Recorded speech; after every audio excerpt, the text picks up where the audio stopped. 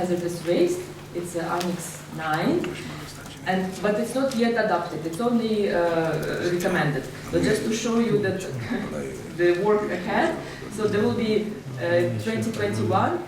There might be, hopefully, there will be proposals to amend this Annex 4, which is disposal operations, and then this entry about e-waste as hazardous and as non-hazardous, because it can be both. And then at the next CAP in 2023, there might be some amendment proposals to amend Annex 1, which has a list of waste streams and hazardous constituents in the waste streams, and also Annex 3, which is a list of hazardous characteristics. So I know it's maybe quite a technical issue, but there is a work will be ongoing, and it will have a direct implication, I think, also on your work in IMPEL.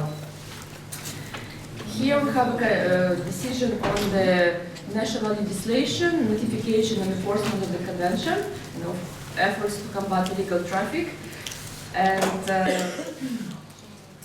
yes, and here, parties are invited to incorporate into the national legislation sanction and penalties for illegal traffic. And this is again under the Basel Convention, and it's very strong requirement that illegal traffic is actually a criminal offense.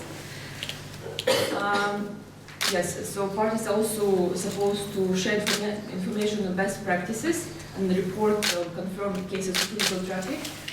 And under the Basel Convention on the website, we actually have a section where we are supposed to list all the cases of illegal traffic.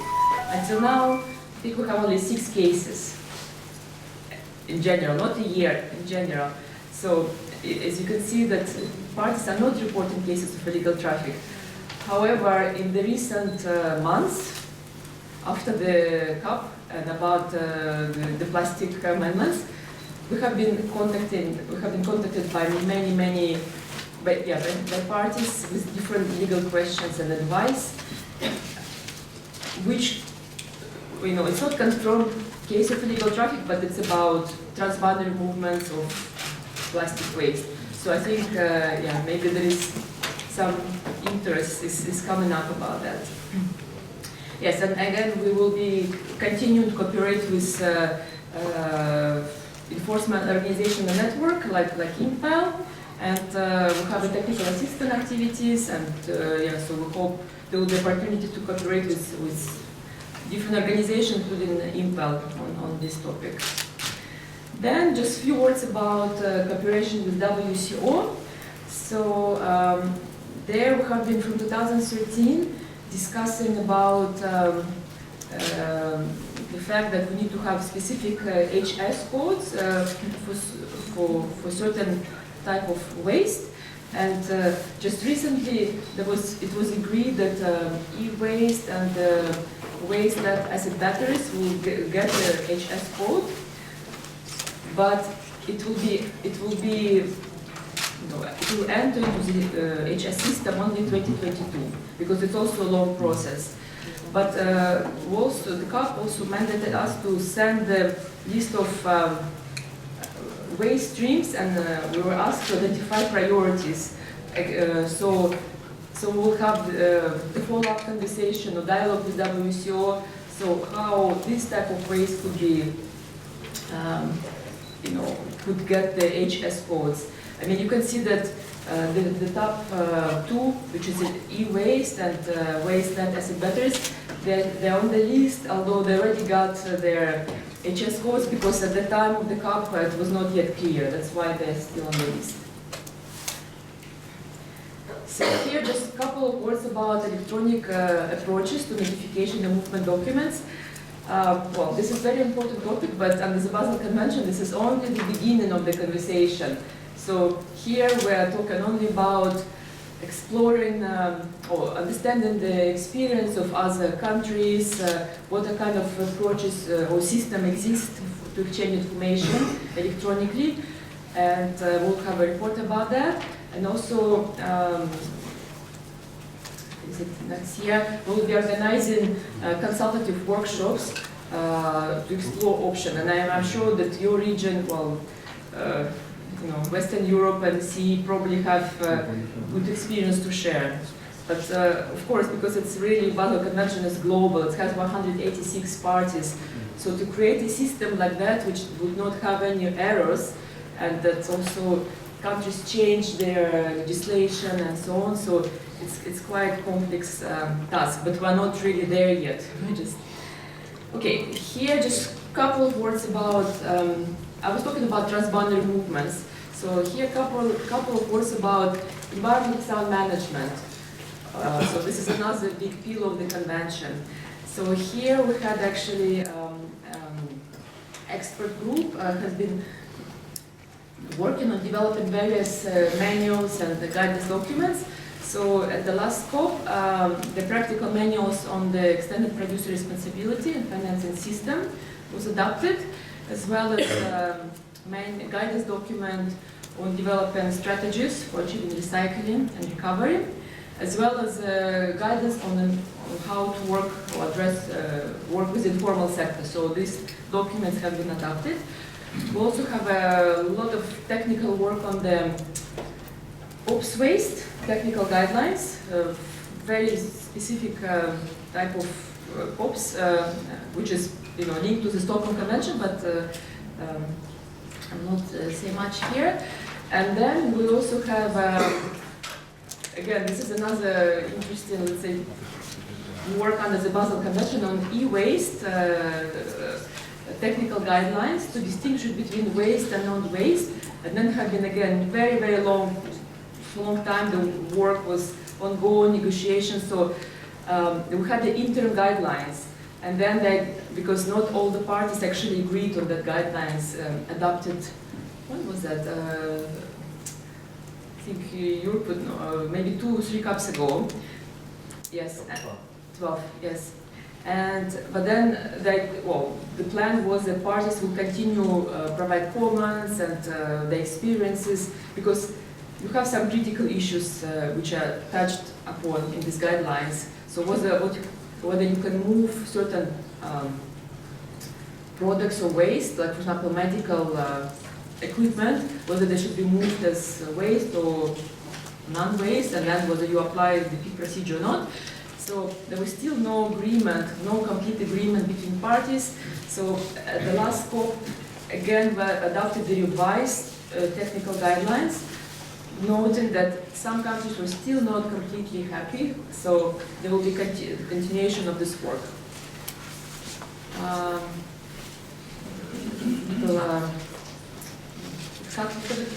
Anyway, so now I'll move to the plastics. And I guess that was really made our top 14 very well known, like news all over the world, and CNN, Al Jazeera, everywhere. So, so we had two decisions about plastics. So first decision was about amended annexes. And that was, the really critical decision. As you know, currently, plastic waste is listed under the Basel Convention under Annex 9 as a non-hazardous. However, it was felt that it's not clear enough, and sometimes it can be hazardous, but also have this Annex 2. This is the annex which lists waste which requires specific consideration. For example, currently we have the household waste and ashes from the household waste incineration under Annex 2. So it's not necessarily hazardous, but it requires special consideration, and it has to be moved using the PIC procedure. But okay, explaining about these amendments, well, first of all, it intends to clarify what is controlled and what is not controlled, and I will start actually from the last bit. So we have 3 new entries. It was agreed that 3 new entries will be added into the annexes. So in Annex 2, which is Annex requiring special consideration, Annex 8, which is hazardous waste, and Annex 9, which is the non-hazardous waste. So I will start with Annex 9, which is non-hazardous waste. So what does it include? It actually includes single polymers, which is you know, and then there are several. There is a list with several groups, which is a group of cured resins, non-halogenated and fluorinated polymers, and also it could be mixture of these specific polymers, include in particular PE, PP, and PET. So if you have the single polymers or these mixtures, and if it's been sent for recycling, that will be excluded from the control procedure. So that will be considered as a non-hazardous waste. So then, if you have other mixtures,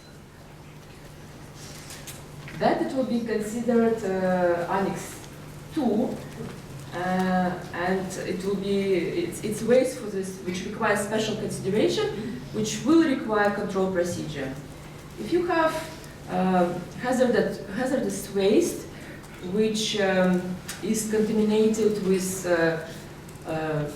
Annex 1 toxic substances, or is mixed with toxic substances, and exhibits the hazardous characteristics, this is Annex 8. So it requires control procedure. So basically you have three types of situation. Then non-hazardous, for which you don't need control procedure, and then you have the single polymers or specific mixture. Then you have other mixtures for which you need to use control procedure, and then you have hazardous waste. So basically it's a plastic mixed with others, or contain hazardous waste, which is, requires control procedure. So all of these changes, all this amendment will enter into force January 1st of January 2021. And well, it has some language, for example, that you can see almost free from contamination. So that was kind of compromise one party had when they were discussing this. So it's not necessarily clear what it means, but then the decision refers to the national international definition. But I think the experience will show and how to go about it, because for now it's legally speaking it's quite vague.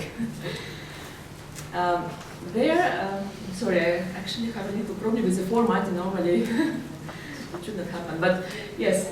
Then we had another decision, again, important decision on plastic waste, and it's a more generic one. It's not specifically about transboundary movement, but it's a more generic one. And well, first of all, it recognizes the role of the Basel Convention on this matter. And here I just wanted to quickly show, it's a little bit too small, but show you kind of the policy landscape, because this is not a new issue. So the whole issue about marine debris was from 1960. And then you have the London Convention and the Marpol Convention and continuation, and then more recently United Nations Environmental Assembly. So, but I think the international community was wondering, so who on the international level should take the lead? So, and that's why this decision on plastic under Basel was really kind of historical, because you always need to have a home under the international law. The issue needs to be linked to somewhere, to some kind of framework. So, yes, so here, and again, this is another interesting point. Although when we're talking about Basel Convention, it's often about waste management, transboundary movement, but also there is a big part about minimization and prevention, which basically takes you upstream. And in this decision, the CAP urged parties to take domestic measures to minimize and prevent the generation of plastic waste, by extending the durability, recyclability, reusability, by creating and improving markets for reused products, by improving collection, transportation, treatment. There is also a party is also supposed to take action to deal with the single-use plastics, to deal with the packaging, for example. So There are a lot of, let's say, issues which are packed here, which is really about prevention and minimization. Then another important issue is about plastic waste and POPs, and because some plastic waste actually do contain POPs, and there is a direct link with the Stockholm Convention. Well, here I will just say a couple of words. So we also have the technical guidelines on the environmental sound management of plastic waste from 2002. So now the CAP mandated to revise these guidelines. Of course, they are outdated, so this is again part of this plastic decision. Another big development was establishment of the partnership on plastic waste, and this partnership is really open to everyone, to private sector, to parties, to various organizations. So we just established the initial working group, but it's still possible to join this partnership. So, and then, yes, and then with all these different important measures which this decision put, we still have to see how to assess the effectiveness of these measures and whether there should be additional activities undertaken under the convention. So, so this is about plastics. I will just say a couple of words. So we also have a technical assistance, and we have a technical assistance plan, and then we do online survey to collect information from parties.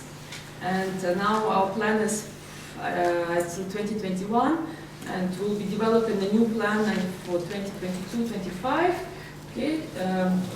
Then I just wanted to say a couple of words about another decision on synergies in combating illegal traffic and trade.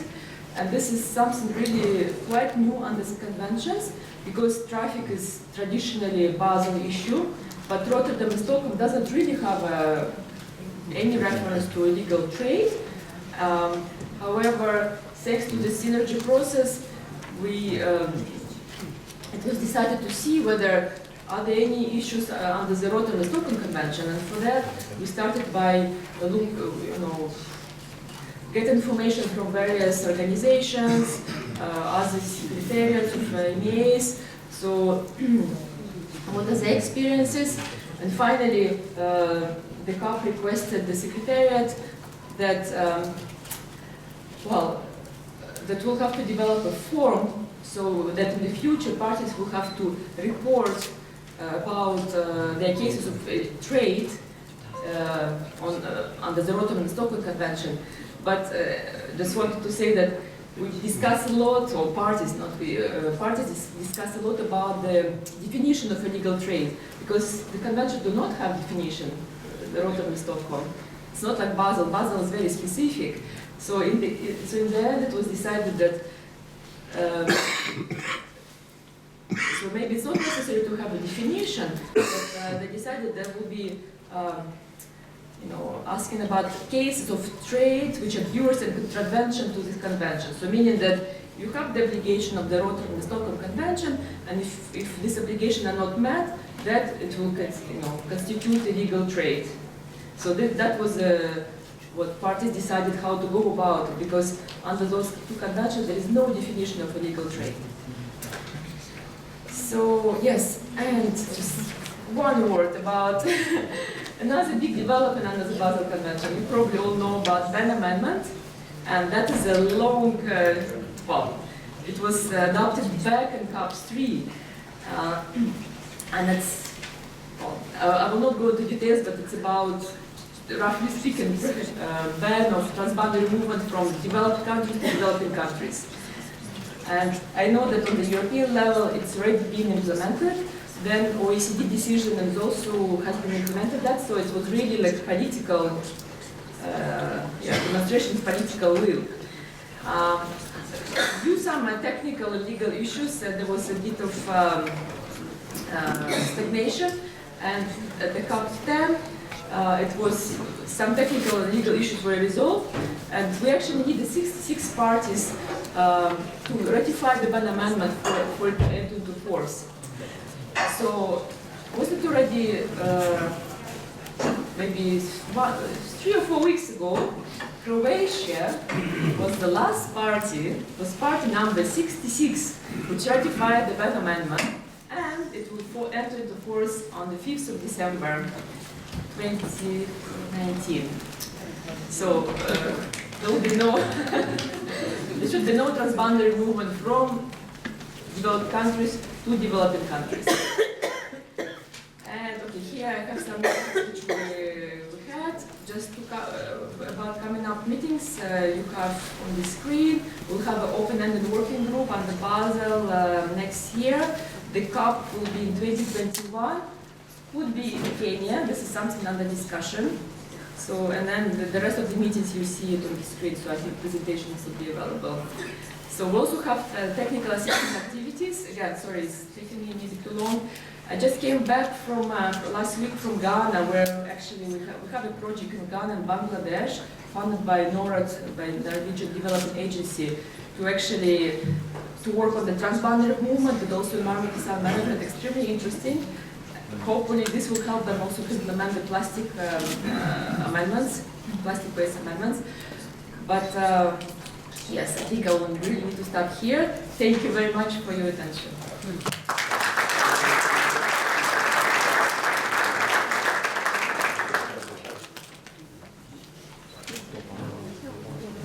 Thank you, Tatiana Andrikova. In the meanwhile, there arrived the Deputy General Commissioner from the National Environmental Guard, Romania, Mr. Florin Kotsofman. Thank you very much for taking your time and to officially open this conference. So, may I give you the floor, please?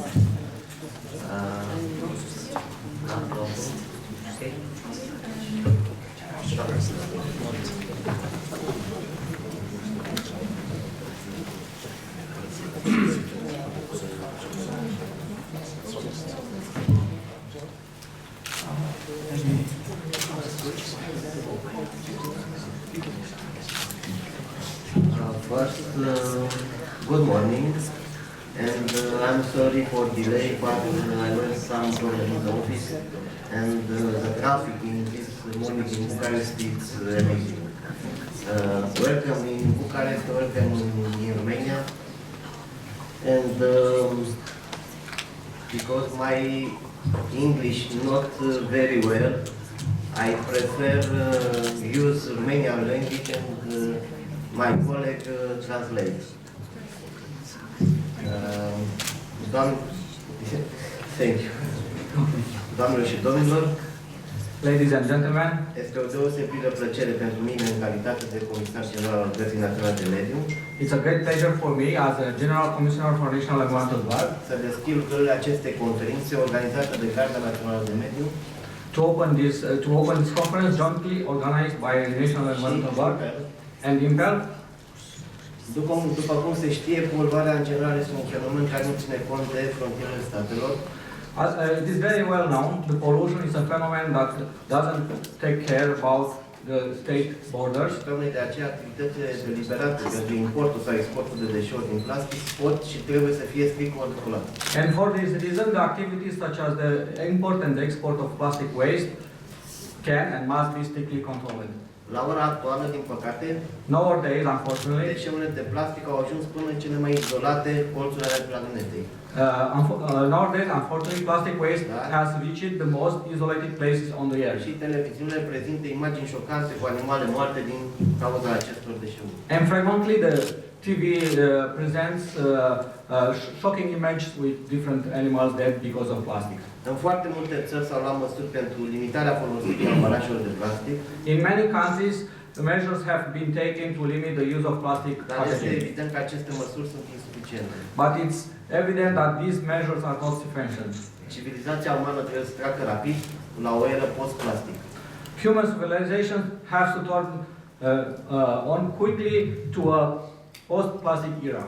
De aceea, controlul transportului transfrontalier de deșeuri este un pas absolut necesar pentru a construi o lume în care abuzul de materiale plastice să rămână o pagină neagră din trecut. That is why controlling cross-border waste shipment is an absolutely necessary step in building a world where plastic abuse remains only a black page of the past. Doamnelor și domnilor, ladies and gentlemen, conferința IMPEL se desfășoară anual în una din țările Uniunii Europene, dar este prima dată când are loc în România. the IMPEL conference is held annually in one of its member countries, but it is the first time when it takes place in Romania. Ne bucurăm că IMPEL a ales țara noastră We are glad that IMPEL chose Romania and National Environmental Guard to și hold Carta this, Națională de Mediu pentru a fi gazdele acestei ediții a conferinței. to host this conference, Cu atât mai mult cu cât țara noastră a avut în anii de preaderare mai multe probleme privind transportul transfrontalier al deșeurilor, ceea ce a sensibilizat opinia publică din țara noastră pe acest subiect. even though our country had during the pre-accession years many problems regarding the cross-border transport of waste and that affected the public opinion in Romania about this fact. Astăzi, Today, Carta Națională de Mediu din România National Environment Guard in Romania ratified the Basel Convention in 1991 și amendamentul privind interzicerea de deșeuri către state terțe în anul 2005, and the Ban Amendment in 2005. ceea ce evidențiază importanța pe care țara noastră o acordă managementului rațional din punct de vedere ecologic al deșeurilor, în general, și al deșeurilor periculoase în special. And that highlights the importance our country pays to the controlling of transport and moving of waste, and also to the environmental sound management of hazardous waste and other waste. Aș vrea să subliniez cu mândrie I would like proudly to point out that că poziția Uniunii Europene și a statelor membre cu privire la modificarea anexelor 2, 8 și 9 ale Convenției de la Basel EU and its member states' position on the amendment of Annexes 2, 8 and 9 of Basel Convention a fost definită sub președinția română a Consiliului Uniunii Europene.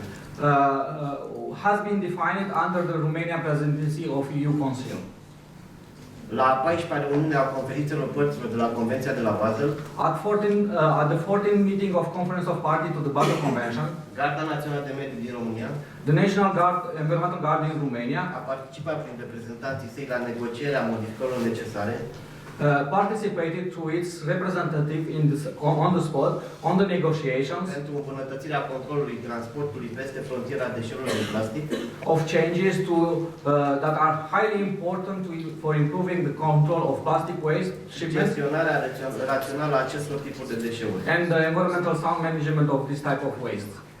Este salutat faptul că urmarea amendamentelor la Convenția de la Basel, It is welcome that following the amendments to the Basel Convention, guvernele din 187 de țări au semnat recent governments in 187 countries have recently signed it, un pact care limitează exportul deșeurilor din plastic greu de reciclat către țări mai sărace. a pact that limits the export of hard to recycle plastic waste to poor countries, Stabilind că țările exportatoare trebuie să primească acordul statelor unde ar trebui să ajungă deșeurile din plastic. establishing that exporting countries must receive the agreement of the states where the contaminated, unsorted or non-recyclable waste should arrive. Dacă tema conferinței se focalizează asupra deșeurilor din plastic, Even though the conference theme is focused on plastic waste, programul este mult mai larg, its program is larger than that, cuprinzând informații despre activitățile organizațiilor partenere ale IMPEL, and it includes exchange of information on the activities carried out by IMPEL member organization and its partner organizations, noi evoluții în domeniul transportului transfrontalier al deșeurilor, new developments in the field of cross-border shipment of waste, precum și prezentarea unor proiecte de parteneriat. as well as Stabilirea unor rețele de comunicare între aceste instituții. and to create opportunities for established communication channels between these entities.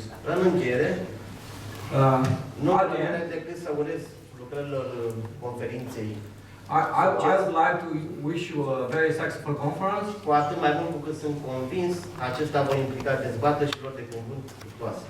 the more I am convinced that this will involve fruitful debates and speeches which will strengthen our cooperation in the future.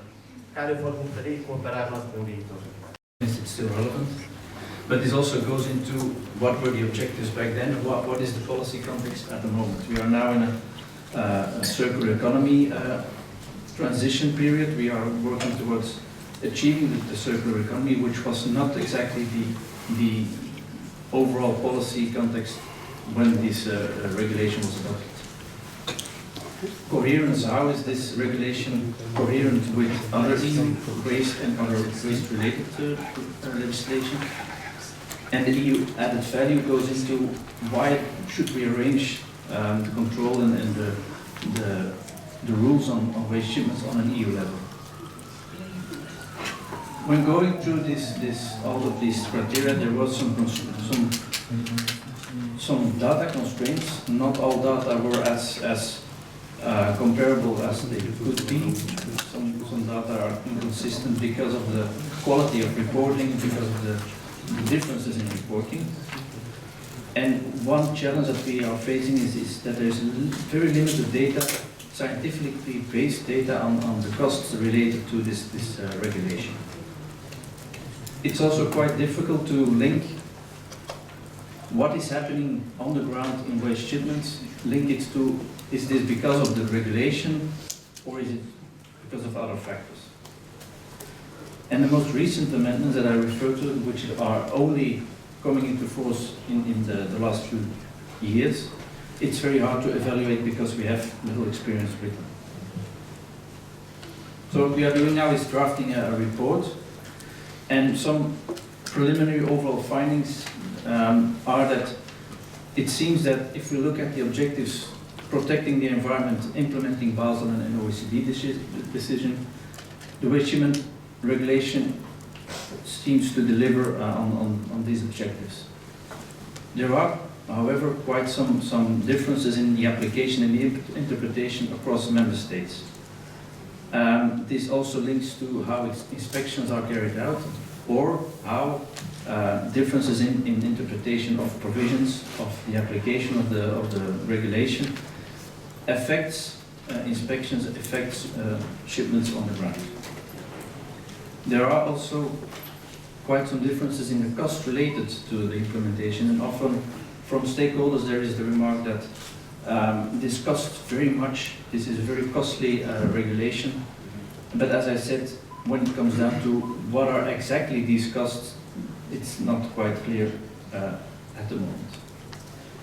Quite some illegal shipments are still occurring, and as I said, it's not fair to only put this on the regulation. There are other factors that cause illegal shipments to happen, but it's still a fact that we have to look into when reviewing this regulation. These procedures that are in the regulation are quite paper-based.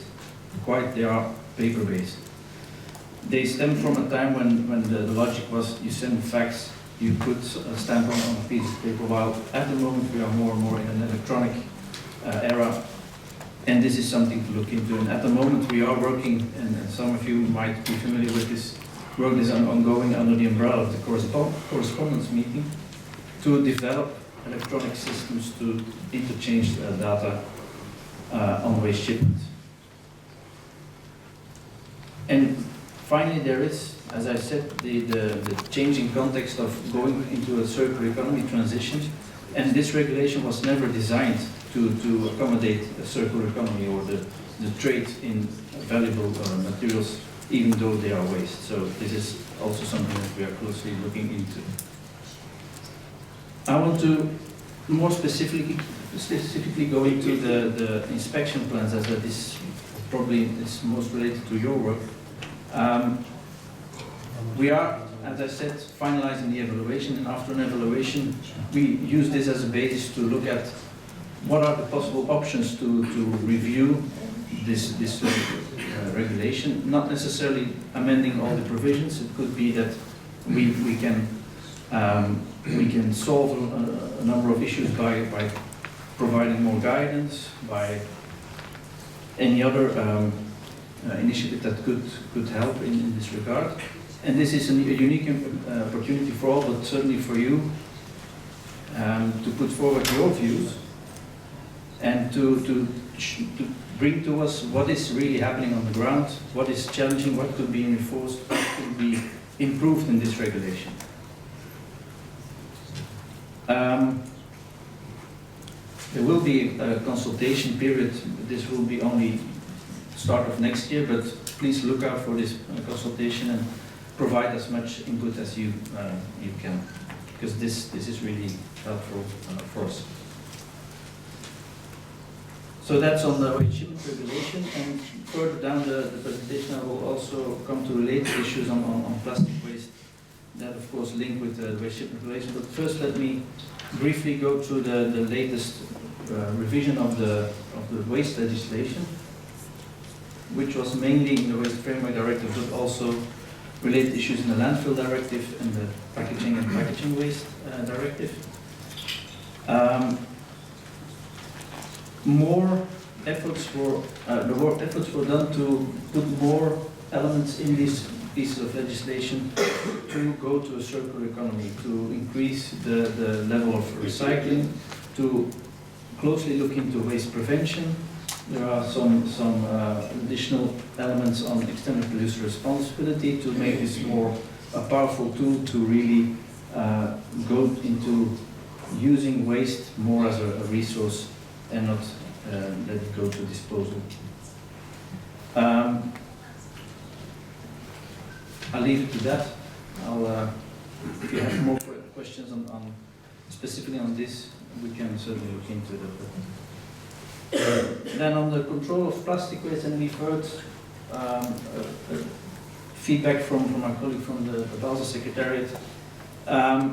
Just briefly, let me recall that this was a proposal by Norway. They've put this on the table quite some time ago. We've seen the policy history of this matter, goes way back to the 60s even, but more recently Norway has started to put this on the table as an emerging issue. And when they went to COP14 with this proposal, this was supported by the EU and the United States.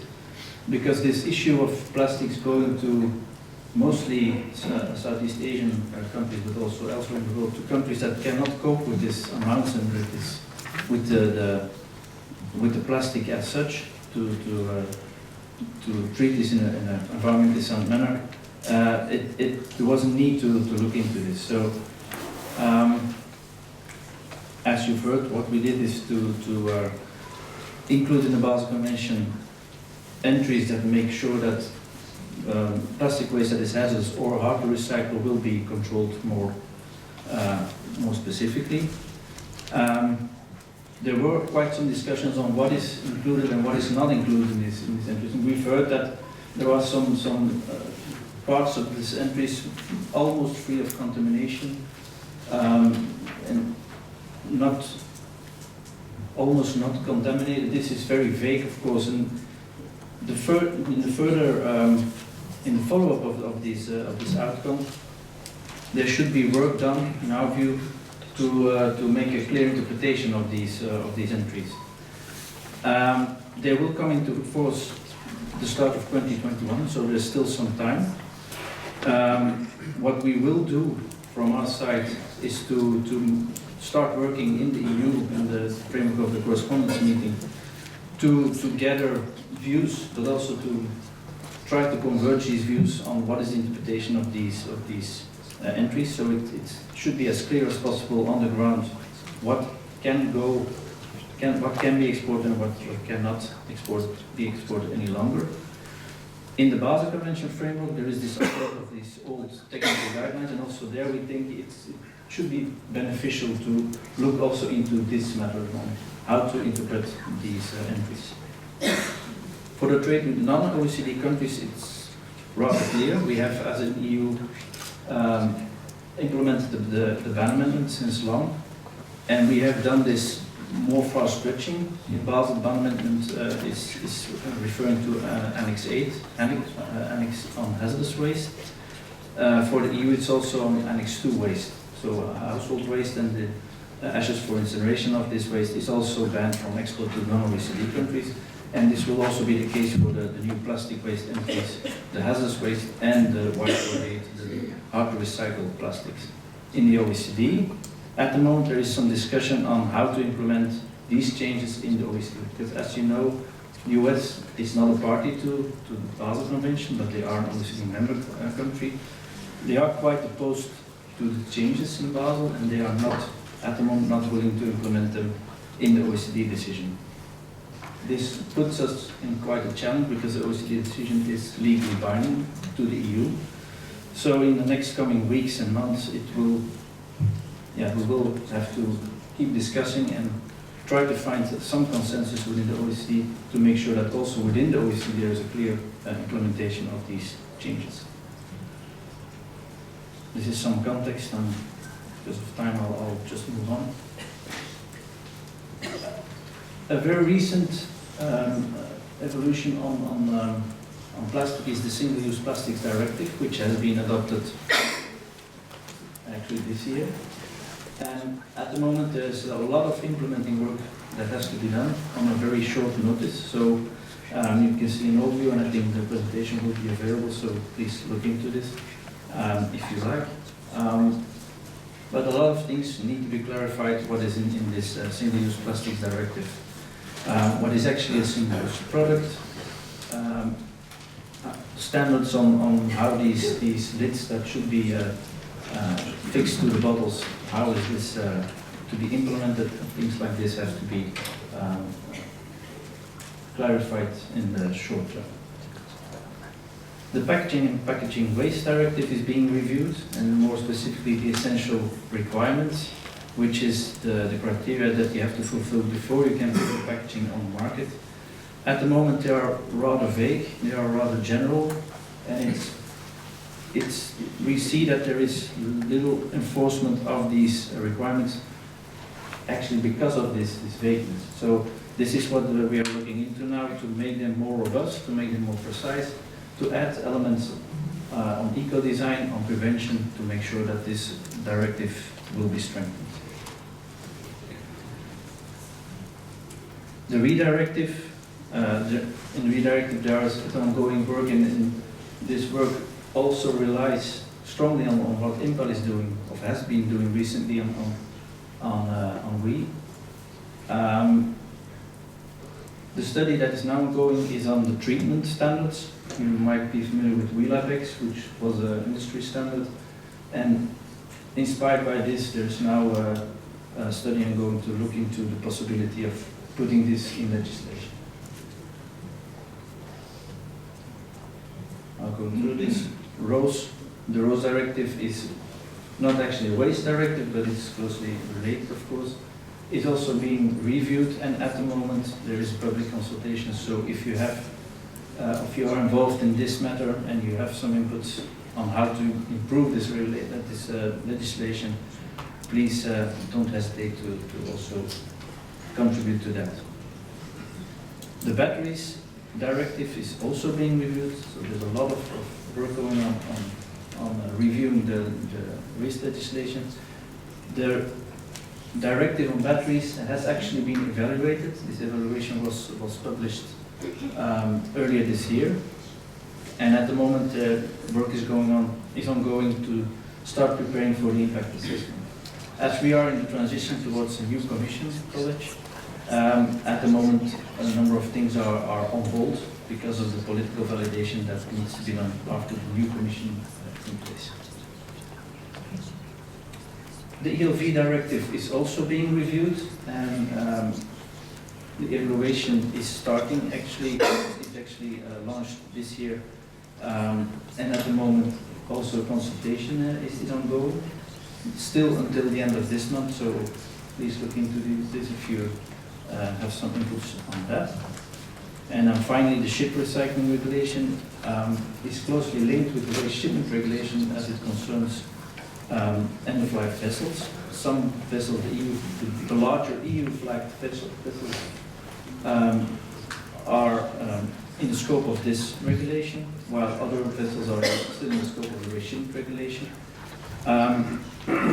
Recently there was an IMPEL workshop exactly on this, and I think we will hear from this later today or tomorrow. So I will not go too deep into this. I just want to have some final reflection, and I've repeated this quite some times. It's really interesting for us to get your experiences, get your views, your input on all of these legislations, to link what is the theory of legislating and what is actually going, how it is implemented, how it is enforced, how this is really achieving what the purpose was. So this is a call to you to really step forward, don't hesitate to contact us and to bring your views and your inputs to us. So I think I'll leave it to that. Of course, open to discuss the next few hours. Thank you. I am going to present to you the EU Forum of Judges for the Environment. This was created in 2004 by some High Court judges from Italy, France, England and Belgium. UFIE, just like IMPEL, is a Belgium-based non-profit association. The president of UFIE is Luc Lavezen. He is a professor in environmental law at the University of Ghent, Belgium, and he is also a justice in the Belgian Constitutional Court.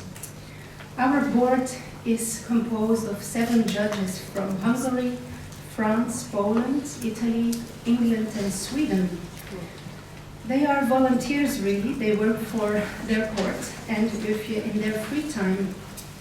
But since 2019 we have a part-time labor force, and that's me, thanks to the support of DG Environment of the European Commission, the Federal Public Service Environment of Belgium, and thanks to IMPEL. So this means that I organize UFIE activities and I represent a network when our judges are too busy to do that. Before that, I worked as an environmental lawyer with the Linklaters LLP in Brussels and as an environmental judge in the Court of East Flanders. So this has the advantage that I know how busy judges are and how they think.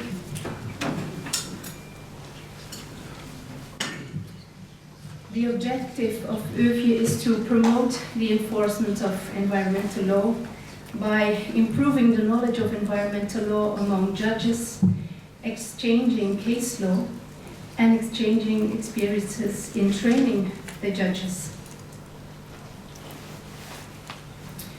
Membership is open to all judges and courts of the EU member states, candidate member states, and countries from the European Economic Area. Currently we have 87 members, 5 associated members, some honorary members, these are pensioned judges, and 6 observers from candidate member states, EU member states, in 40 different countries.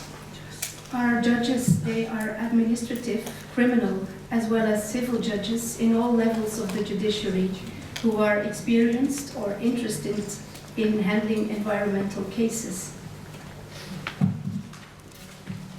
So what do we do? Our main activity is organizing an annual conference. We do this in the country that presides the Council of Europe, and every year we try to choose a hot item of environmental law. In 2010, for the first time during the conference in Brussels, we we brought together public prosecutors from different EU member states, after which the European Network of Prosecutors for the Environment was created.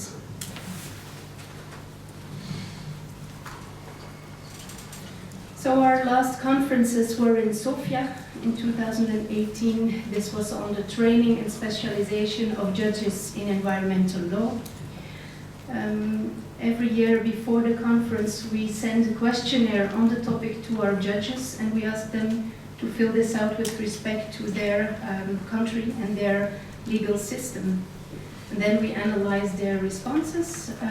We do this ourselves, or we hire a consultant, or we work together with academics, and then we try to write a summary report on the topic and formulate recommendations, after which we try to raise these recommendations on the national and the EU level. You can find all these reports on our website. I'm going to show you our website at the end of my presentation. Our last conference was now in September in Helsinki, and it was on how should judges as lawyers evaluate scientific evidence in the court. So this was very interesting. We examined the different ways in which this is handled. For example, in Finland and Sweden we have engineers and scientists in the courts. But how should the Belgian judge do this? He is a lawyer and not a scientist. What else are we doing? We are part of the Environmental Compliance and Governance Forum. This is a group of experts established by the European Commission. We are involved in the Aarhus Convention, active in the Task Force on Access to Justice. We are a partner in a live NP project. We chair the work group on sanctioning, prosecution and judicial practice. We hope to organize a joint conference with you, IMPEL, NP and NV CrimeNet next year. We are currently looking for a location, and this will be on environmental crime with sub-themes like waste and plastics and biodiversity crime. We have recently started a joint project with IMPEL, the nature section, with Mr. John Visbeen, who you maybe know, with NP and the University of Leuven, where we are going to try to make a list with the prices of damage to fauna. For example, if a wolf gets shot by hunters, which fine should we impose, and which compensation can we give to a civil party. We are also active on the UN level, represented in the governing committee of the Global Judicial Institute on the Environment. We try to follow the workshops of the CMS Convention on Migratory Species. And we have, in June, we have introduced a proposal together with WWF, Romania and Bulgaria and ANPI on wildlife. We would like to create an online video course for judges and prosecutors on the wildlife crime. And we will, if we get this project, we will translate the video in all official EU languages. We are involved in various training activities, but we are a tiny organization, really. We don't have an income, we raise no membership fees, so we have limited financial and staff resources. The staff resource is standing right in front of you, so part-time equivalent. We have been writing grant application letters to every Ministry of the Environment, to every Ministry of Justice, of all the member states, and we received almost no positive answers. But thanks to IMPEL, the former chair, your former chair, Chris Dakens, and Dimitris, they have been very supportive, and we have been able to apply for a small budget under the IMPEL operating grant, and we hope to repeat that next year. There's on enabling innovations for the circular economy, very useful guidance, and it's very good, explained with a lot of examples, and I would recommend you highly to check our website as soon as it's published. There is quite a lot of participants in this project, and 24 member states participating. And they had so far 3 meetings, 2 meetings, 2 are still to come. They meet with DG Environment Commission on 7th November, and there will be a back-to-back meeting with another project of IMPEL. The work to be done for this and the next year is highlighted in this slide. I want to highlight especially the enterprise database that is under development under this project, where all the countries can fill in practical examples of end-of-waste cases. In this table you can see the project team. Thank you for your contribution. for this project.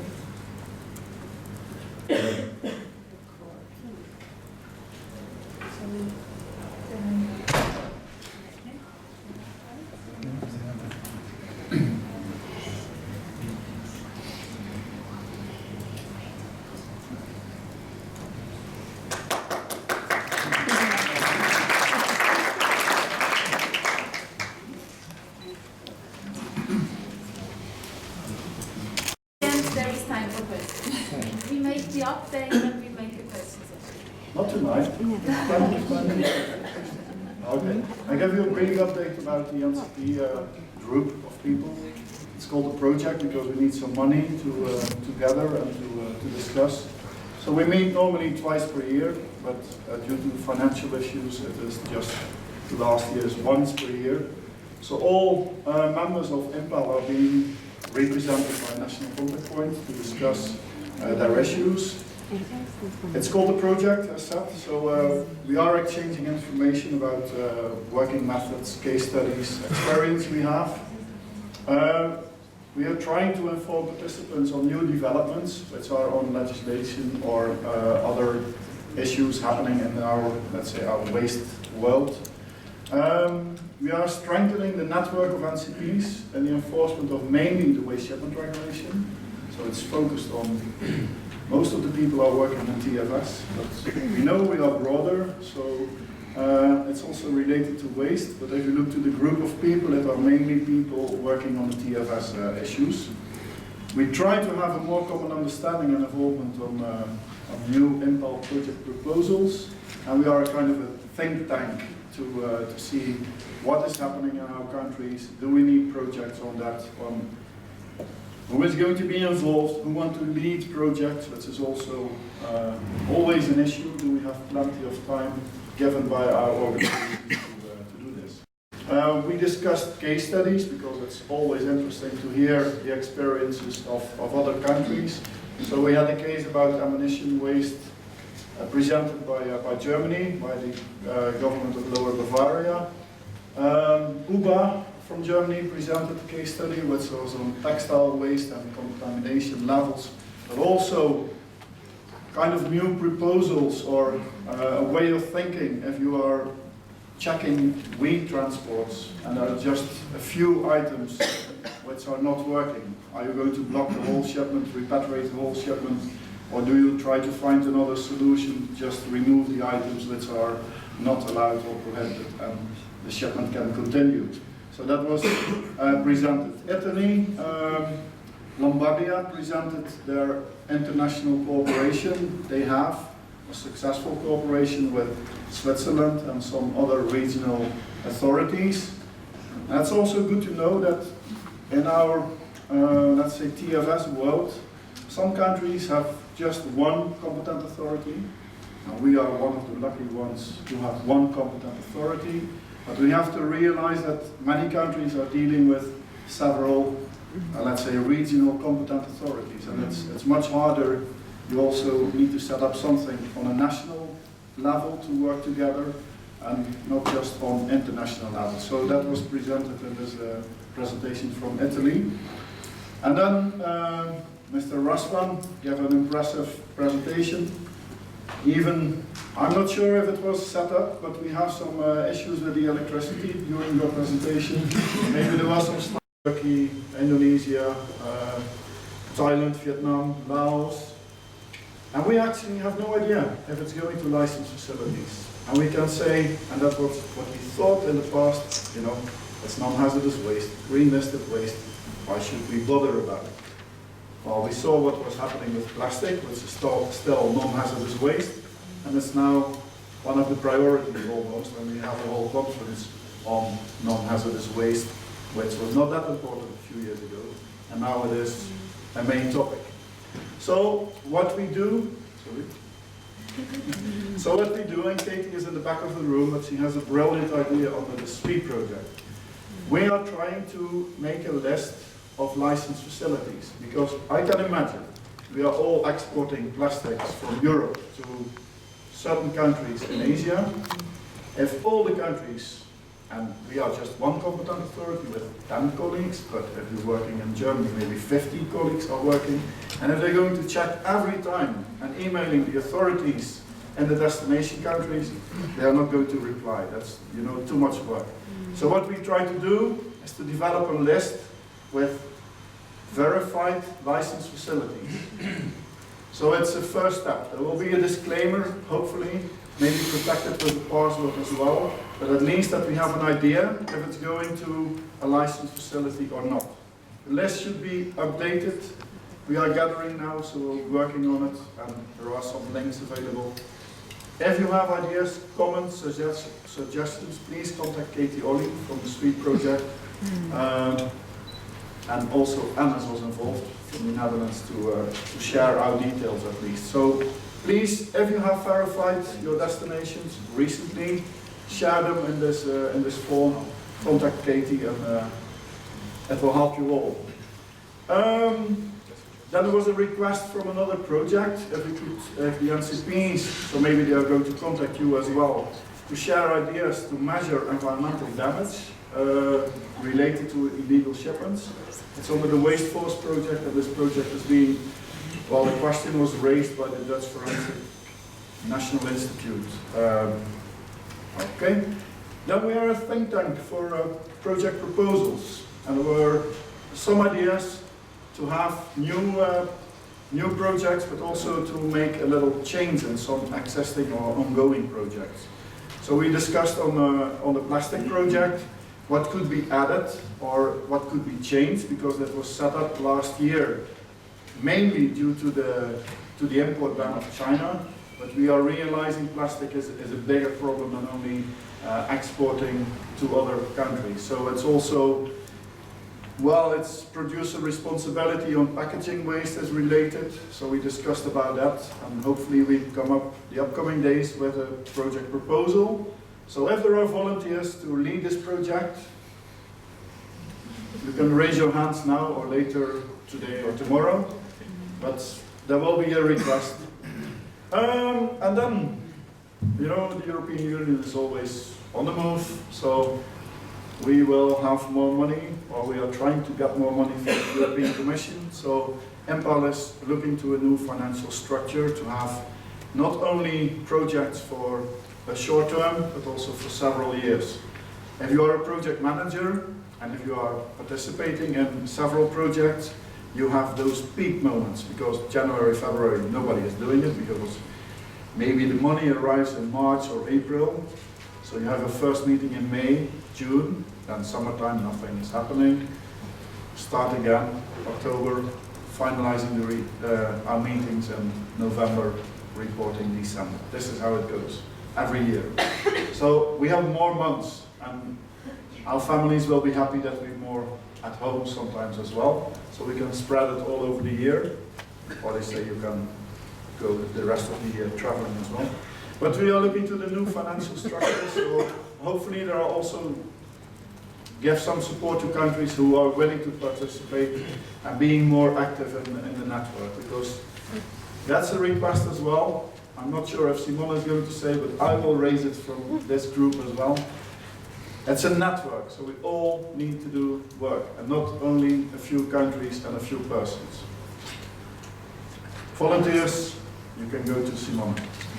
And then we have a new communication officer at IMPEL, and she gave us an update and some tips how to use this professional network. And I know what you say about my birthday parties. I was not allowed to speak about work, but it's related to informing our professional network on what IMPEL is doing. So she's talking with, she's in the back of the room, Miss Ellen Raven, so she's Dutch. You will meet her, but if you want to share something or as project leader or from your projects, she has some good advices. I think that was it. Thank you very much.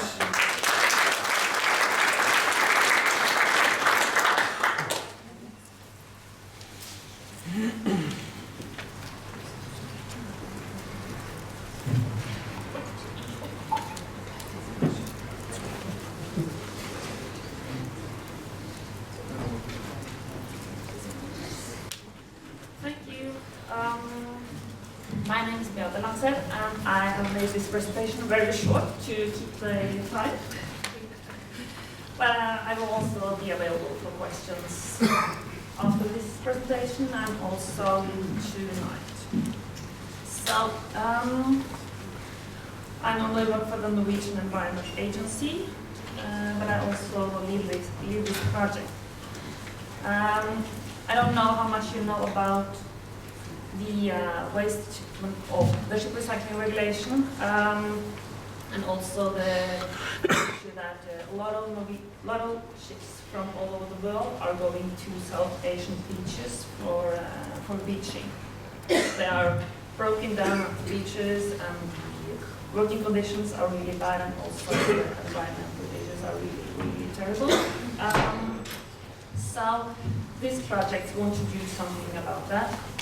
I think last year more than 500 ships went to these beaches in Southeast Asia. So, and I has been at some of these places, I think. Only one. Only one, yeah.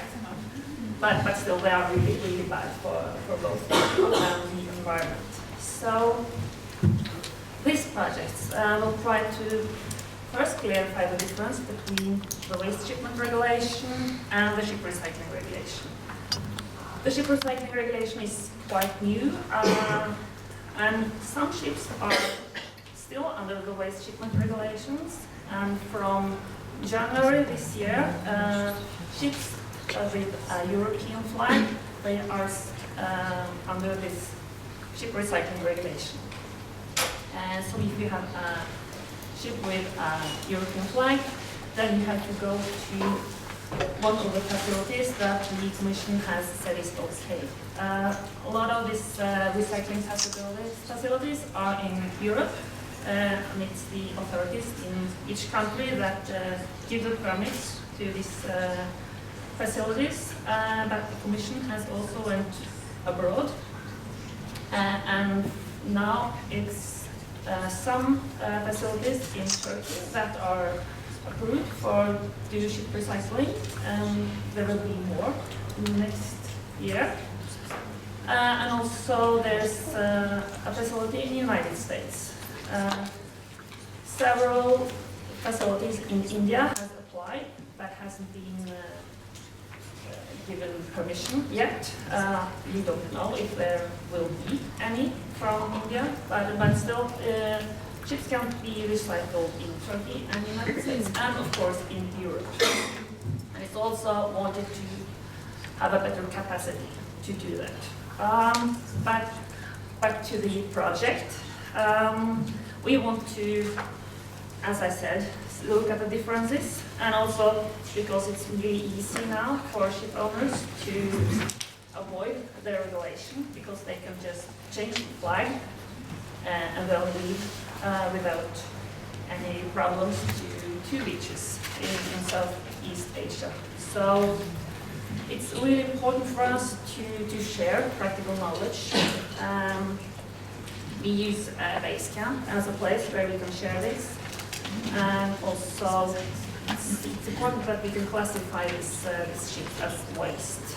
And to help this, we want to develop guidance and leaflets to how to deal with this topic.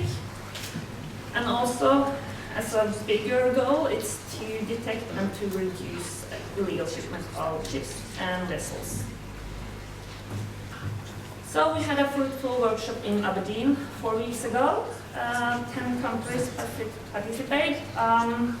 We also want more people or more countries to participate, especially the big flag states. Norway, as you may know, has a lot of Norwegian flag ships. But there are also other countries in Europe with a lot of ships flying under the red flag. We had the countries that participate in the Aberdeen meeting was Denmark, Germany, Malta, France, Croatia, Scotland, England, Belgium, Netherlands, and Norway. So we try to share best practice, and as I said, we want to produce some guidance. A lot of people are involved, and a lot of different authorities also are involved in this ship recycling regulation and waste shipment regulation. Both transport authorities, maritime authorities, the environmental authorities. So it's really important that we cooperate between all this. And we also want to broaden the participant. We have contacted Europol, Interpol, EMSA, European Maritime Safety Agency, to help us. Also to try to maybe follow the ships that we are having suspicious that they are going to South Asia. And of course, the project will also draft a report. So, as I said, to detect and reduce illegal shipment of ships is really important for us. But to do that, we have to do a lot of work and to cooperate and also help each other to try to detect all this. And also, of course, to have an adequate level of inspections in all member states regarding these two regulations. So, thank you.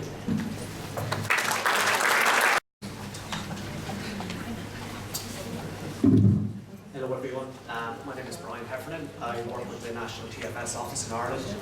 We're the competent authority for the enforcement of the waste shipping regulation for Ireland. Together with Brian White, we're responsible for running this project on the environmentally sound plastic waste. So the goals, so these are stated in our terms of reference document. So in 2019, what we're hoping to do is get an overview of the statistics, so from 2016 to 2018. So for this, we would have sent a questionnaire to all member states, and what we're hoping to do is see some trends since before and after the China ban, see some trends and then maybe make some predictions of how the market will develop in the following years. We're also looking to, similar to the Atlas project, looking at producing a guidance for the inspectors on the ground. In 2020, we're following on from the guidance document. We're looking to make a leaflet as well for the inspectors. And finally, in next year, we also hope to, based on the information gathered from those statistics, carry out an assessment of the recovery facilities for plastic waste, particularly in non-OECD countries. Our project team includes some colleagues from our own office in Ireland, but also we have a core team involving Scotland, Northern Ireland, Poland, Slovenia, Finland, Spain and Norway. So myself and Brian would like to thank all of these for their input so far. We will be knocking on the doors again soon enough for some further input, and we also have, there's plenty of other countries who have also contributed, but they're too many to mention at this point. So, the project findings to date. As I mentioned, we would have sent this questionnaire to all the member states. Unfortunately, there was quite a low response rate, maybe 10, but maybe speaking with Katie yesterday, maybe 10 is not a bad result, given that the amount of requests that are coming in and surveys to complete in member states these days. We know a lot of requests come to everybody on a daily basis. But aside from the response rate, even for the figures we did get, there's a variability in how competent authorities record their green list waste data. So for instance, there's a lack of data to begin with.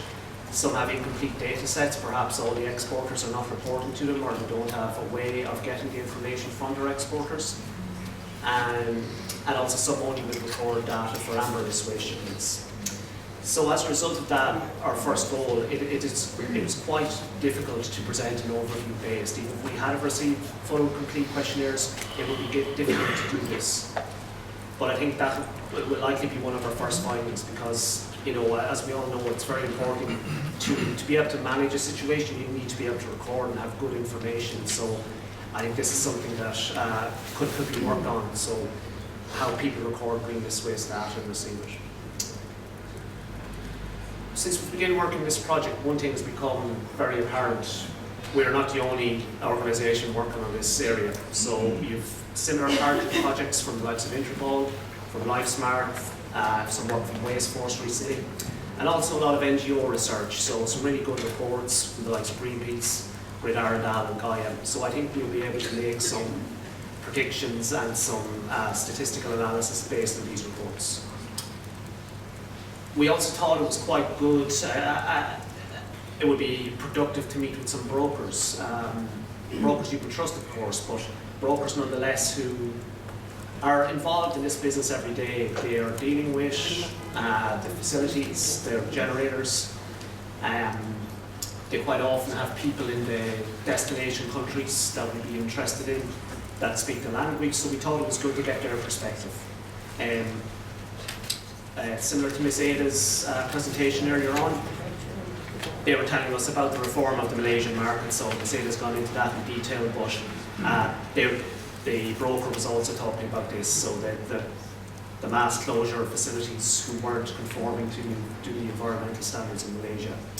They also are saying they would themselves have more trust in the Taiwanese and Hong Kong destinations, but concerns remain with the likes of Vietnam and Thailand.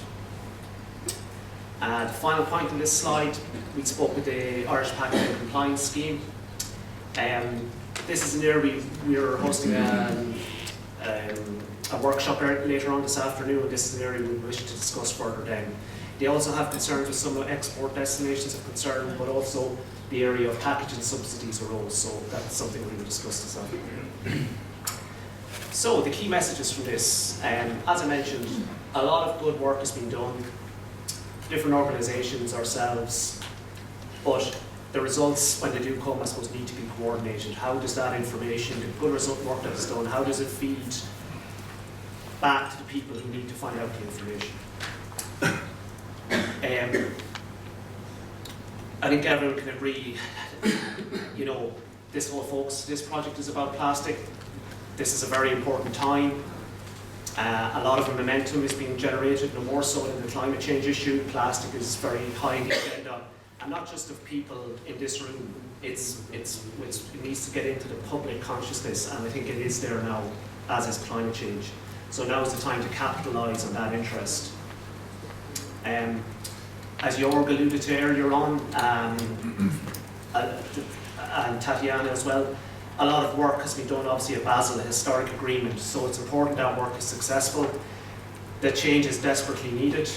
Jorg also touched on some of the obstacles that are being put in the way, such as the American representation, but it's important that a successful outcome to those proceedings is reached. I also understand new correspondence guidelines for plastic waste are being looked at as well. It's already been referred to in a few meetings this morning. The language needs to be enforceable. Defending barristers will have a great time with sentences such as almost free from contamination. It's their dream type of definition. So yes, so it's very important that the inspectors know what they're doing when they begin to look at this in January 2021. Reform of packaging subsidies. So far, we know this is an area which affects Ireland and our neighbour, the UK. We hope to discuss, as I said, this issue this afternoon to see if it is more prevalent also through the other member states. Misclassification with customs. It is also alleged, Ms. Ada again spoke in her presentation about there's a focus always on the Customs Code 3915. It has been alleged that sometimes waste is misclassified using the code, the Plastics Code 3920, so I also think some further work can be done on that. So, to finish, the upcoming work that's going to be happening on this project, we are going to attend the LifeSmart conference next month in Brussels. They have a focus on the criminal side of proceedings, so we will attend to that. We're also due to meet the Chinese delegation. When I prepared this, it was due to be 2020, but now that's been brought forward, I understand, to December of this year. Preparing polymer-based guidance, as outlined on the first couple of slides, this is due to items number 2 and 3 of our terms of reference. But as highlighted there, we have some, looks like we're going to get some assistance. Both Latvia and Poland have kindly offered to also help maybe with this work, so we'll hopefully discuss with them before we finish up this week. As I said, We thought the meeting with the brokers proved fruitful, so we're going to arrange some more of them. And then also maybe finish up with a possible sites of concern inspection, but we'll discuss this further. Thank you very much.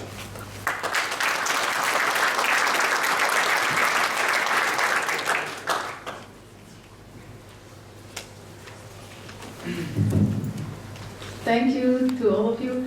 Does anybody have a question to our project managers?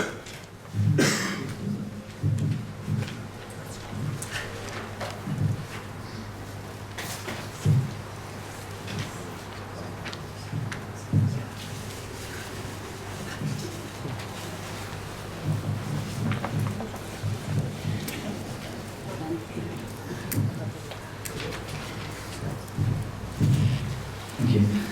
I was waiting for others maybe to step over.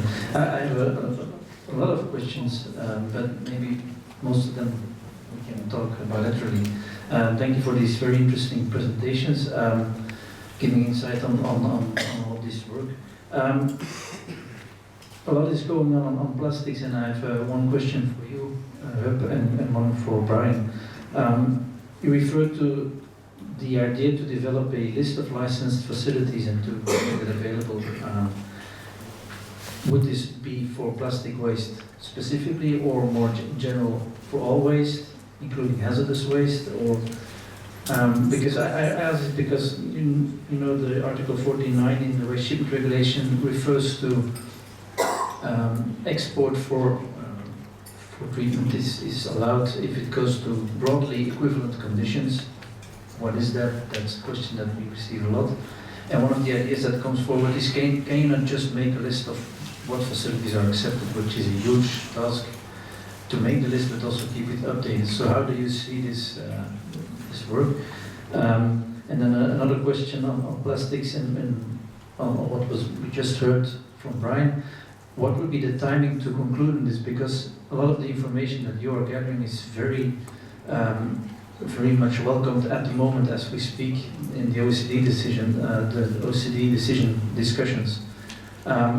Because more information would be welcome on what is really moving around, not only to non-OECD countries in Southeast Asia who know of this issue, but also how does this shift within the OECD and to Turkey, to other countries in the OECD. So what is the timing of concluding on this? Thank you. Thanks, Jörg. Our own project,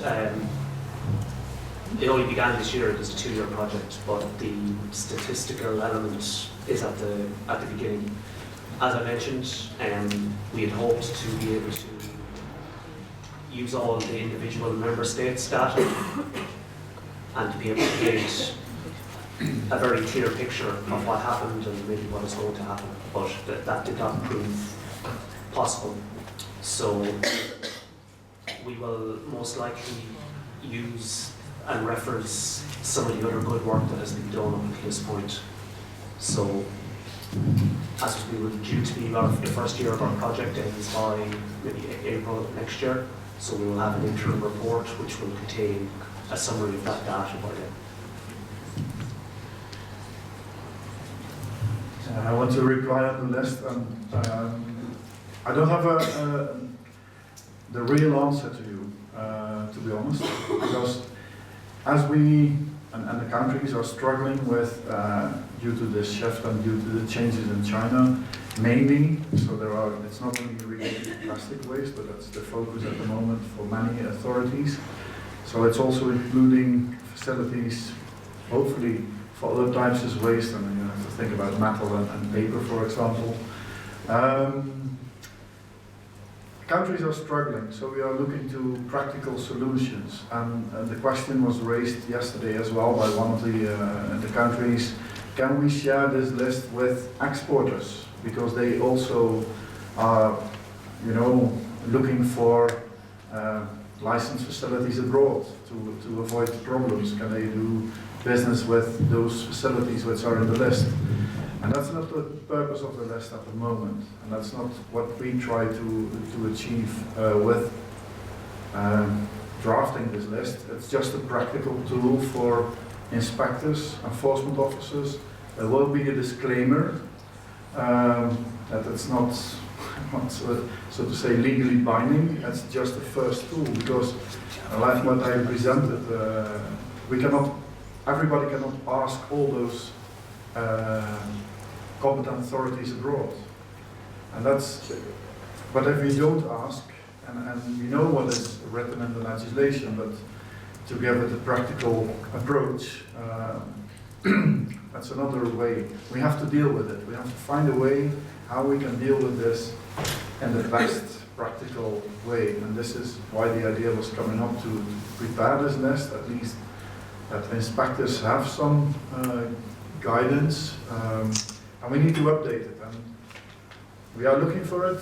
We have a SWEET project where we hopefully, Katie, maybe, can I say this?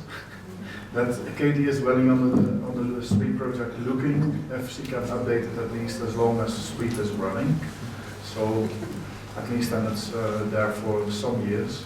It's in development. They are just the first ideas. It's not only non-OECD, it's also Turkey, as mentioned, so an OECD country, because we see this move. And I think it was already mentioned, you know, Brian struggled with this, and if you know the background of the project, it was last year when we saw that there was a lot of waste fires actually in Poland of plastic waste. And it was presented during the MCP meeting that the waste was coming from several European countries. And I only can speak for my country. We have no idea where our green listed waste is going because it's not registered. We have no idea if it's going to a licensed facility. We don't have border checks, border controls. So within the European Union, and certainly when there is a change in legislation or a stricter policy in certain countries, you see this happening. Okay, maybe if I can interrupt you here as we are running out of time. One small question. Yeah. And then we move on to the next presentation. I'm just so curious, Brian, thanks all for the presentation, it's really good. But have you already seen any good examples when it's come to collect green-listed data, green-listed waste? Ireland is top of the class. Thanks. I know, just I suppose we know we're not the only one. I have some really good information from Slovenia as well. I'll just let you know how we do it. We require brokers to register with us every 2 years, and as part of their registration process, they need to submit green list shipment data on a quarterly basis. So that gives us the information. There is obviously we know it's not going to be perfect because it is a self-declaration, but I think it is a good place to start. Okay, I'm sorry, I also understand the UK authorities are currently working on a broker registration system as well. Okay, thank you very much. I cut it here, so maybe you can talk about that also during lunch break. All the project managers will be here for 2 days. Thank you so much. So we continue with the program. Nancy, may I ask you to come forward? The next 3 presentations are given by Nancy Isabin. She's the project manager from IMPEL, from externally funded projects. And she's the co-project manager for... Simon kindly introduced me. My name is Nancy Isabin. I work for IMPEL since 2006 in different roles and positions, and currently I am the IMPEL project manager for partnership projects, which is a new development for IMPEL. And I will briefly just introduce Wasteforce and Spiderweb, because I know you have been receiving a lot of information this morning, so I also can imagine you're kind of, there's an overkill of presentations and slides. And of course, we're all waiting for your lunch. So I will just be very brief, and I will be here today and tomorrow in case of further questions. So I will be talking about 2 of the 3 partnership projects, the Wasteforce project and Spiderweb project. First of all, the Waste Force project. We started with Waste Force last December. We got funding for 24 months. It's a new funding stream that we are using. It's the ISFP fund from DG Home and Internal Affairs. So it's not the traditional life fund from DG Environment. And this was because their priority for last year's funding was environmental crime. So we built up onto that priority and we received funds. IMPEL is the leading beneficiary, but we work together with a consortium. UNU, they led the .com project. Some of you have been involved in the .com project or took part in training from .com, and this is Waste Force's kind of follow-up of .com. So UNU is on board as a co-lead, and I've listed the consortium partners. So the Environmental Inspectorate in Slovenia and Portugal, the German Police University, Limerick University in Ireland, the Dutch Forensic Institute, and United Nations Institute for Training and Research. So also the way we are setting up this project is quite new because of this consortium agreement. Waste Force aims. We have 3 pillars. The first one is to develop or update tools and methodologies. We continue following the .com approach with multi-agency training events and capacity building activities. And we want to increase the operational collaboration between the EU and Asian Pacific region. Of course, plastic is one of the main reasons behind it, but in general we want to improve collaboration with the countries receiving our waste. So at the end, what do we aim to have as output of the project? We want to have better insight in trends and developments in the waste market. So we're doing research of open source information, and every quarter, for example, we publish a waste crime alerts. They are available on the website. The link will be in the slides as well. And for example, our last waste crime alert was focusing specifically on plastic waste. Another thing we are working on is to develop a kind of methodology to see what is the impact of changes in policies.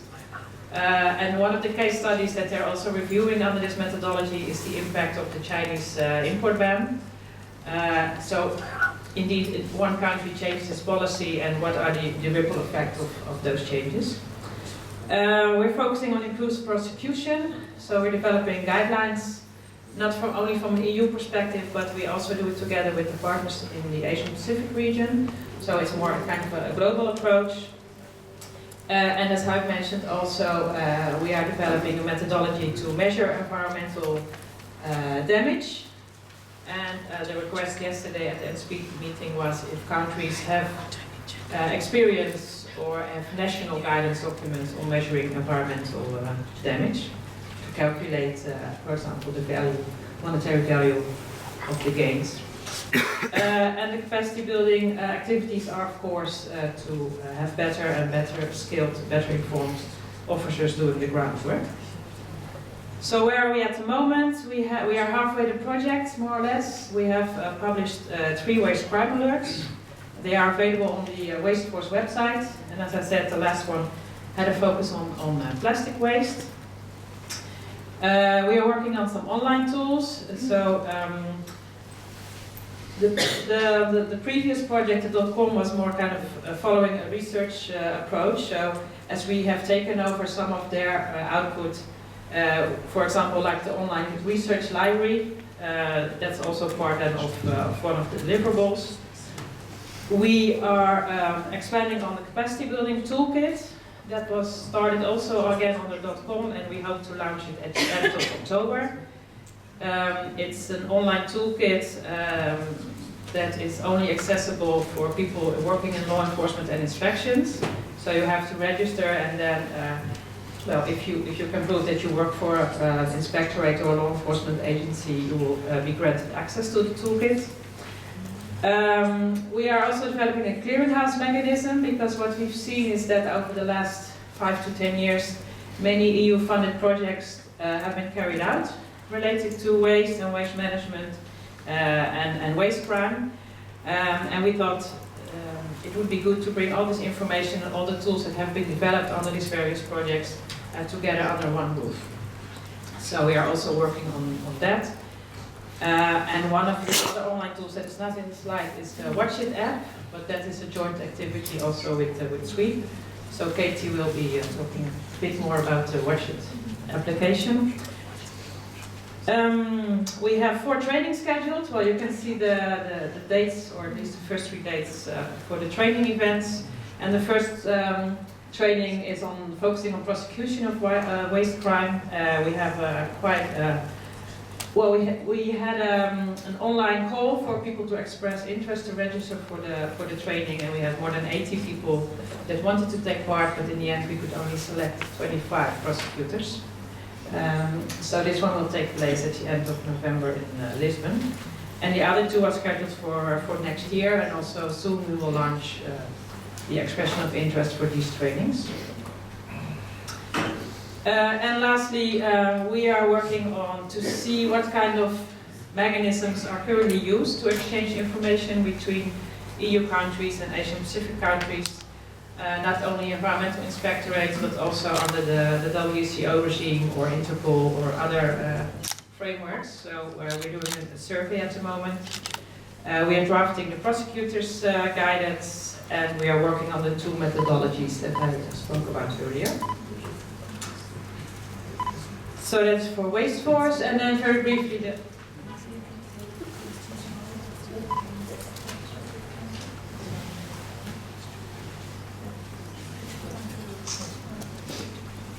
and then the second project is the Spiderweb project. This is IMPEL is receiving funds from GIZ, again a new donor for IMPEL, and yeah, it's going really well. Sorry, there's a typo. The Spiderweb project is focusing on 6 Western Balkan countries, and we try to again work on to increase the skills of law enforcement and prosecution agency, prosecutors and judges to disrupt environmental crime. And here the focus is not only on waste crime but also on wildlife crime. Officially the project started July 2018, but practically we only could kick off in January. So we had only 1 or 11 months to complete the project, but it seems like we will be able to succeed. So there are the following activities under this project. We did a baseline study among the 6 country beneficiaries. So where are they now in terms of implementation, of preparation for EU environmental law, and also how are their inspection and enforcement regimes at the moment. We did a training needs assessment, and then that was followed by national training events, and at the moment we have given 5 so far. The 6th, the last one, will be given the first week of November in Montenegro. And here we are also developing an online toolkit, but this will be implemented in the one also from the Waste Force project. So the idea is that there will be one online portal where people can register and have access to different toolkits on different topics. So in the end, after Waste Force and after Sweep and after Spiderweb, there will be an online toolkit for transfrontalier shipment of waste, for waste management, and for wildlife crime. And we have set it up in such a way that also other IMPEL areas can add their toolkits to this online platform. So the 2 studies will be published later this year when we have had the final conference. As I said, we have done the 5 national trainings, and the 6th one in Montenegro is coming up. The toolkit, again, will be launched hopefully at the end of October. And there will be a final closing conference in November, hosted by colleagues from Croatia. And by December we need to finalize the project and close it for GIZ.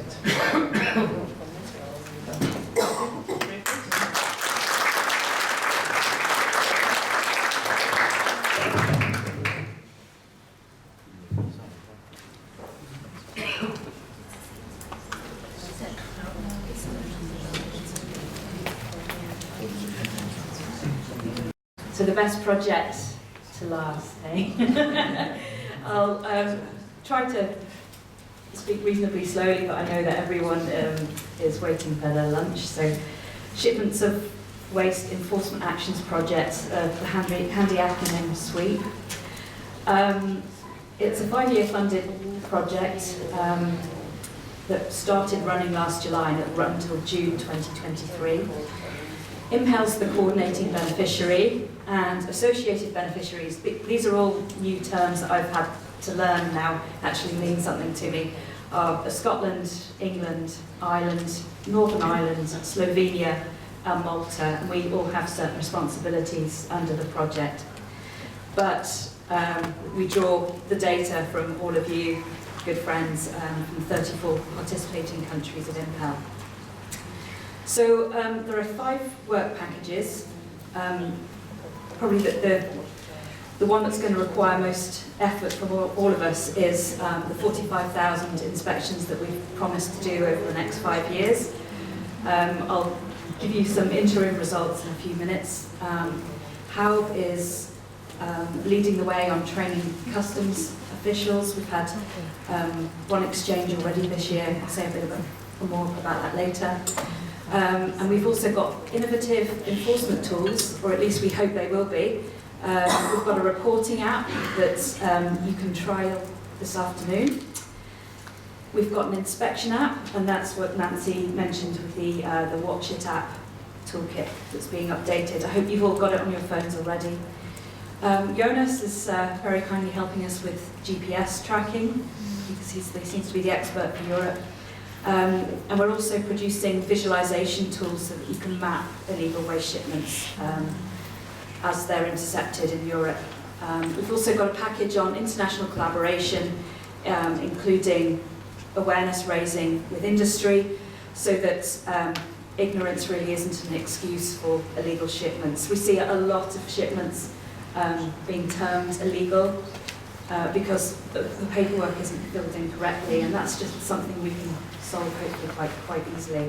And then we've also got a work package on intelligence sharing, which is led by colleagues in England, that will also be working with Europol. So what have we done so far? Customs training in Estonia in May, and the next one will be happening in Cyprus next month.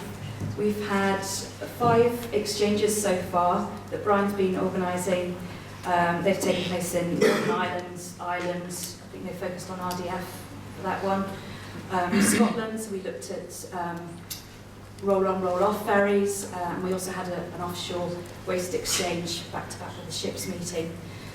And very kindly, the Netherlands hosted a large group of inspectors recently, and Jonas, you had one last month? Delivered that one, yeah. And you'll be doing some joint inspections too, that hopefully in June in Dublin. And we've also had 2 webinars that Podrick and Pina have been arranging, and they're available through Basecamp. So the inspection data app, I'm sure you'll hear more about it. It won't be necessarily the best workshop, that will be the one on Malaysian plastics, but definitely this afternoon it'll be quite interesting. Yeah, we're really hoping that this will make your lives easier. You won't have to be relying on Excel spreadsheets, and then I won't have to be taking that data and manually inputting it into another spreadsheet. So we're hoping this will automate everything and hopefully make everyone's lives quite a lot easier. The data will be then visualised in Spotfire, and you'll be able to drill down and see more on individual violations and which parties were involved. We recently did an industry survey, and we had 102 responses, mostly from Europe. Some quite interesting information being revealed in that. I'll put the full report on Basecamp, but it's quite apparent a lot of industry really doesn't bother to track its waste to final destination, but they are completely confident that it gets where it should do, and that they've done their due diligence. So, probably something we all knew, but it's nice to have confirmed. Last month we did Operation Demeter 5, a lot of us, with World Customs Organisation. Don't have all the results through from that, but we'll post them as soon as we get them. I think 9 trackers have been purchased, and Jonas, you'll be going into that later. So please contact Jonas if you'd like to give it a go. And we've also going to deliver our first intelligence package that'll be available on Basecamp in November. So we had our first best practice meeting in Dublin this year. Thank you very much, Brian and Brian, for hosting us. If you haven't read the report, I just put it up on Basecamp. Please have a look. You'll probably get quite a lot out of the workshop summary, I think. So, to the nitty-gritty. Inspections, we've done over 18,000 now since the start of last year. So we're definitely going to crack that 45,000 target. Most of those have been physical inspections, nearly 14,000. Of those, about a third have been waste, which is a similar project to previous meetings. But the physical violations have really risen compared to the admin violations, which I think is a good trend. We've got a 21% hit rate on those. Okay, it's a little bit of naming and shaming. Please don't look. Missing countries, please send me your data. Albania, Bulgaria, Estonia, France. I know you've done 5 inspections, but we don't know any more about the detail. Hungary, Greece, Kosovo, same as America. Lithuania, Iceland, Italy, Macedonia, the Dutch. I know you've done a lot of inspections, but we don't yet have the detail. Slovak Republic, Spain. Elena, I know you're really good at reporting inspections, so we'll get those soon. And Turkey, if you're able to send them, that would be great. The league table. Portugal's still out there in front, having done, 4,300 inspections, which is fairly amazing. I think most of those have been physical inspections as well, closely followed by Slovenia, and then Northern Ireland punching above your weight. So what have we found? Actually, England is the most successful in terms of finding illegal shipments, but that's because the UK is a luxurious position to be in on the island of Great Britain anyway, in that we're on an island and we've only got certain ports to look at, so the hit rate is more or less 90% in England. We won't have that. Types of offences, for the first time, subject to the export ban is the largest category. Usually it's Annex 7 form issues, so we're definitely looking for the big, the bad and the nasty. This is just a screenshot from the Spotfire tool, so you can see the last year's violations, where they were going. Most of them were obviously in Europe, that being what we're inspecting most frequently, but you can see the ring of waste electronics around the west coast of Africa, which is something we've seen for years. And also recyclates going to Asia. We'll drill down into that further. Destination by region, yep, so Europe 57%, I think that's down from the 70s in previous projects. Africa 19% and Asia 17%. This is maybe a little bit of a confusing slide, but it breaks down, I'll put it on Basecamp so you can have a good look at it. It breaks it down by waste type, which shipments have been most prevalent. And waste electronics, it's quite surprising, it's still our biggest problem in Europe. The waste type we're looking for and finding most frequently. So non-European countries, last year, the year before, you would have seen China being the top destination. That's now Nigeria, followed by India. So you can imagine the waste types for Africa, waste electronics, as I've just said, and for India, it's recyclates. So just, echoing what I've just said there, illegal shipments to China have been in decline since 2016, and I don't know about you, but what we generally see on the ground is shipments to China are really quite good now. It's going down our list of priorities because we know that it's good quality. So because this conference is on plastics, we had a further look into what was going on with plastic waste in particular. Subject to the export ban, 44% of shipments, which means it's really not plastic. The majority will be plastic, but it's probably heavily contaminated plastic going to non-OECD countries. The destinations of these plastics, 2018 and 2019, well, 2018, Turkey was the top destination. And that, we obviously we don't have the full data set this year, but it's now Hong Kong for this year. So grouping it destinations by waste types, Africa, waste electronics is most important. Metals, that remains a big issue for Europe. North America, we have very few illegal shipments going there. I think we had one last year. And no data, which is not a great category. So if you could please give us as much data as possible, or if you're able to contact your reporting authorities and tease as much out, we'd be very grateful. Our website, please visit it, not only to show that we're meeting our KPIs in terms of visitor numbers, but there's a lot of interesting information on there, and you'll be able to access the online toolkits.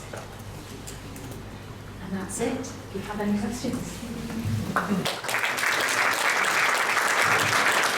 Presentations and again, I cannot say this enough. This is very interesting and very useful information. Also for us, for linking what is really happening to what should be developed on a policy level. One very specific question, and that relates to the plastic exports. We saw the figures of 2018-2019 with a high peak to Turkey, and then 2019 it's suddenly very small. Is this due to a lack of data that have been processed, or is there another reason for this?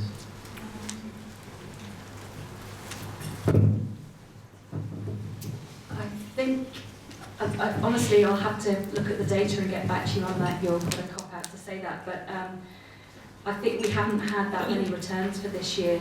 We were still getting in 2018 ones, so I wouldn't take that as a marker that it's not going to Turkey anymore.